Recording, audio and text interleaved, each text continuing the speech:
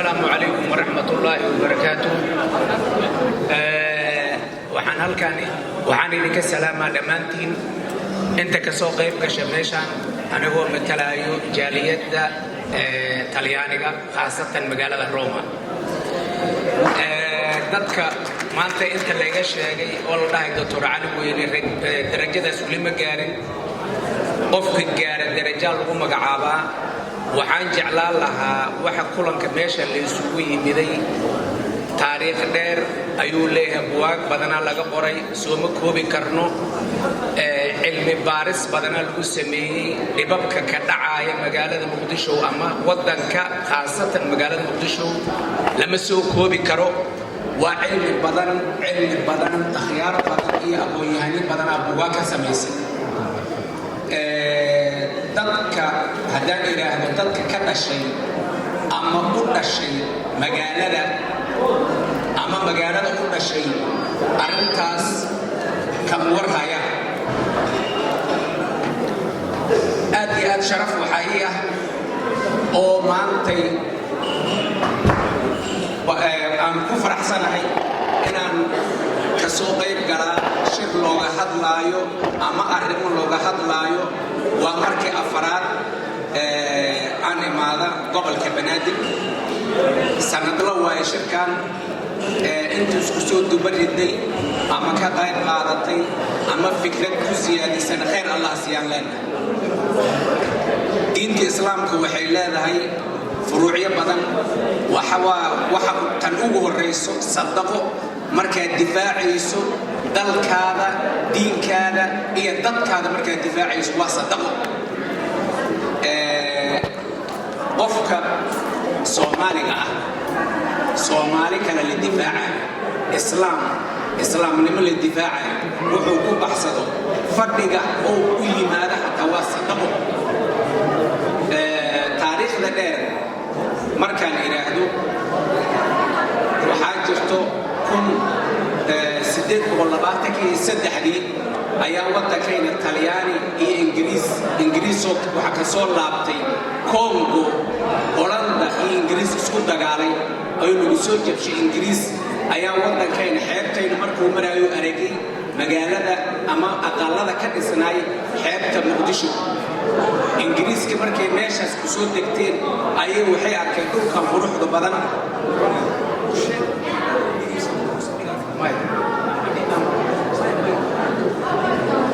degeysano gadaal waxa leega dhawaayo waxa waa hal is dhegeysto qofka meesha soo istaago waqti in la siyaafiyo buugaagta qaarkood waxay leeyihiin markaad buugaagta qof la arko soo wax u fasiro Ingiriiska markuu meesha soo galay kala qaybsiyaa jiray oo wadanka la kala qaybsanayay khaasatan wadankeena dadka fadhiyay waxay ahaayeen saddex qolo boqor waxaa fadhiyay Tanzanian boqor waxaa fadhiyay Arab magaalada Muqdisho ka dhawaa iyo boqor waxaa fadhiyay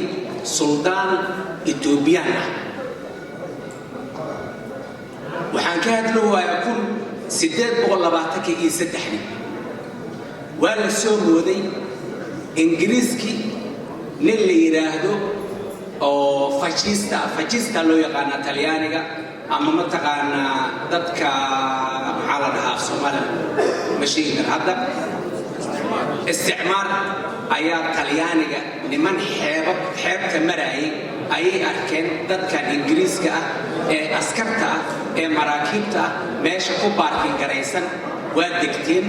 waxay arkeen waxa ay sameynayaan iyo nolosha ay sameynayaan iga raala dad kasto waqtiga aan dadka ka cunus waxaa dhacda marka Talyaaniga iyo Ingiriiska way isqabteen waxaa la buriyay Talyaaniga waxay sameeyeen cilinay sameeyeen 1839 kala qaybsigaas wuxuu ka gaaray gobolada Soomaaliya oo dhan Ethiopia oo maanta aan dhawayno garabkayna way aan dhawayno boqorada ka tali jirtay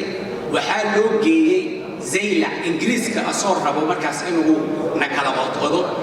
oo asan hadda maanta aad u weyn siyaasadayna garabkeena midig waay Ingiriiska wuxuu loo geeyay in laga gado Ethiopia inay qaadato sayla gobolada waqooyi iyo gobolada koonfureed inay qaadato kilinka shanaad markaas ma jirin wariya dhamaantiis